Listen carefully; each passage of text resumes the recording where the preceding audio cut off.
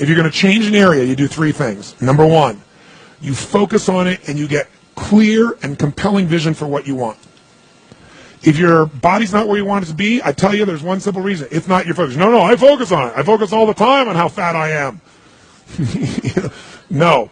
See, if you focus on crashing into the pole, trying not to, the more you try not to, what you focus on, that's where the energy goes, that's where you go. Right? We all know that. But what people tend to do is, I'm saying focusing on what you want, not what you don't want. And not only just focusing on what you want, where you focus and say, well, I'd like to be strong, I'd like to be energetic, I'd like to be fit. It's focusing and making it compelling. If your only reason you're focusing on it is like, well, I need to lose some weight because I feel fat, versus I want the energy to burn because with that I'll have more passion, more aliveness, I'll be able to impact my children. I'll be able to, I'll be able to take the business to another level. I'll be able to have fun when I'm stressed out and tired. I'll have creativity flowing through me. You can't just focus on it. You've got to create a clear and compelling future in that area that will pull you towards it so you're not trying to push yourself. If there's an area you're not improving in, think of three pillars, if you would. Pillar one is get focused and clear. What's compelling? Where are you? Really? And don't lie. Where do you want to be? And make it so compelling you can't help it. When you wake up in the morning, you want to transform this area of your life. So the quality of your life already is better just because you are so excited about what you're after. When you do that with your body or your emotions or your finances or time or any other area and you start focusing and you're clear, you're going to have energy. You're going to have drive. You're going to start to do something. How do you make sure what you do really works? You need the second pillar. And think of this as three pillars. Because, two-legged stool is going to fall over. One leg, you can't sustain. Second pillar, you got to get the best. When I say get the best tools. Get the best map. Get the best mentor. What I'm looking for is, it's wonderful that you're focused and clear and excited, but if you're running east looking for a sunset, you got a problem. I don't care how much you believe, I don't care how much enthusiasm you have, you got the wrong tools. You got the wrong strategy. You got the wrong map. And so it's really critical in life, I believe, to get a map and get a mentor.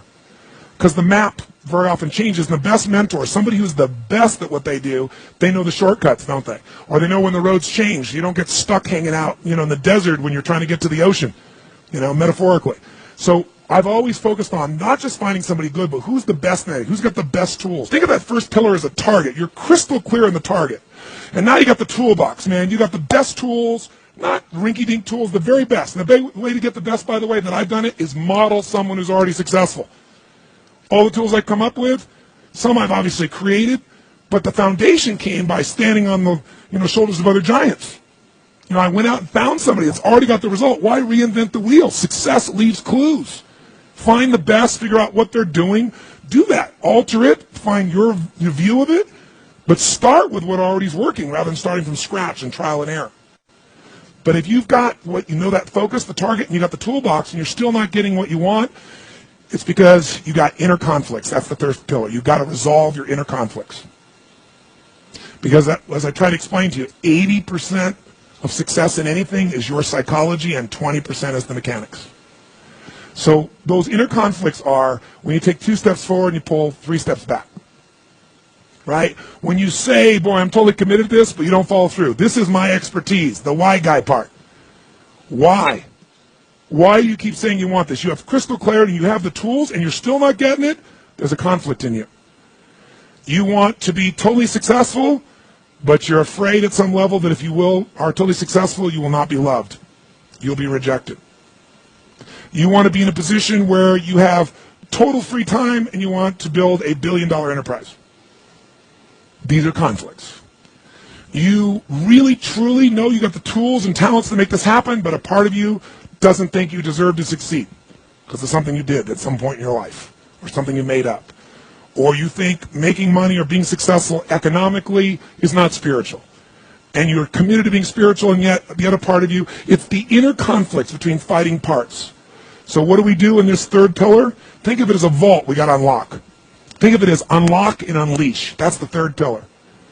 The way you unlock and unleash is you identify the conflicts. You get clear what they are. So you may have total clarity, even the tools, but how can you totally unleash and commit when you're being pulled in 2 different directions? You say, Tony, how do I solve that? There isn't one way. You've got to get clear about what's most important to you today, not what you think you should do based on an old blueprint, an old belief system, your parents, society, your friends. Otherwise, you'll succeed and not be fulfilled. So once you identify the conflicts, now what you got to do is align.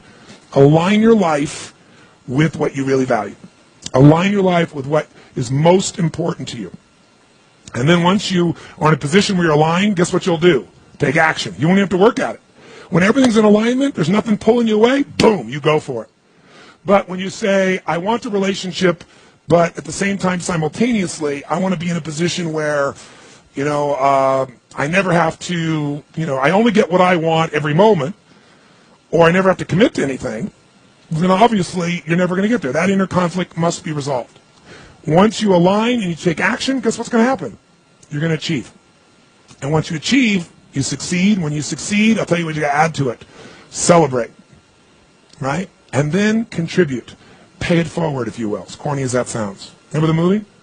Pay it forward. Don't pay it back. Take what you've got, what you've learned, and bring it to someone else. And if you bring it to someone else, it continues that cycle of fulfillment, of joy, of meaning in your life. Everything works.